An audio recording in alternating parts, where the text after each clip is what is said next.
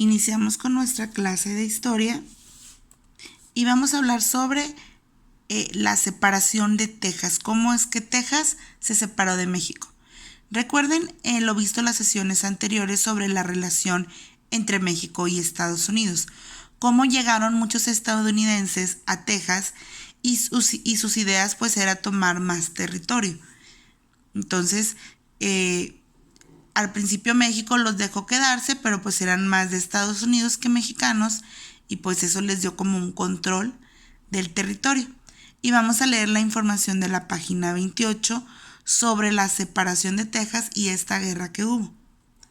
Dice: un vecino en expansión, la separación de Texas. Al iniciar la década de 1830, la situación de Texas era preocupante. Año con año cruzaban la frontera miles de estadounidenses que se instalaban de forma ilegal en aquel territorio sin que el gobierno pudiera impedirlo.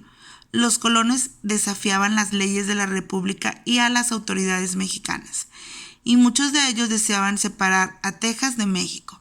Si se fijan, es lo que ahorita está pasando, pero como de México actualmente se van muchos a Estados Unidos, o la situación de los haitianos que quieren quedarse allá y Estados Unidos no los deja, y hace muchos años fue al revés. Estados Unidos empezó a entrar a México para quedarse con ese territorio. Dice: a finales de 1838 el Congreso decidió convertir al país en una república centralista. Esto ya lo habíamos visto.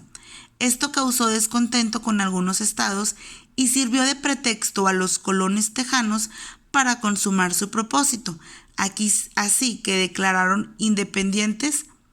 Ellos se declararon independientes argumentando que ellos habían jurado la Constitución Federal de 1824 y no estaban obligados a ser parte de ningún país que había cambiado su forma de gobierno.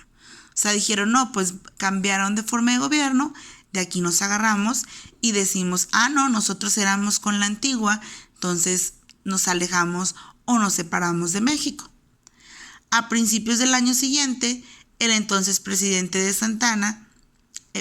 de México, Antonio López de Santa Anna, marchó al frente del ejército hacia Texas con la intención de someter a los colonos rebeldes. Tras algunos triunfos, como la toma del fuerte del Álamo en San Antonio, o sea, ahí ganaron los mexicanos. Después de eso fue derrotado y capturado en la batalla de San Jacinto en abril de 1836. Es decir, los de Texas capturaron a nuestro presidente. Y mientras estaba prisionero, firmó un acuerdo en el que aceptaba la independencia de Texas y ordenó la retirada de las tropas mexicanas. Dice: el Congreso se negó a aceptar este convenio y consideró que Texas continuaba siendo parte del país. El gobierno mexicano no tenía recursos para financiar una nueva campaña militar contra las separatistas, es decir, ellos no tenían dinero para hacer otra guerra civil. Y finalmente los tejanos declararon su independencia y formaron una república, pero en 1845 Texas terminó por convertirse en un estado más de Estados Unidos, lo cual generó un conflicto entre ambos países. Se me fue el celular.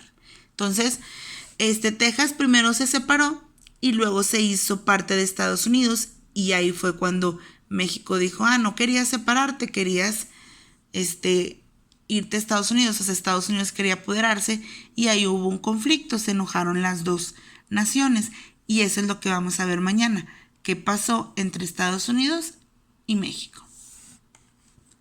Entonces, nuestra actividad es contestar las preguntas relacionándolas con las respuestas.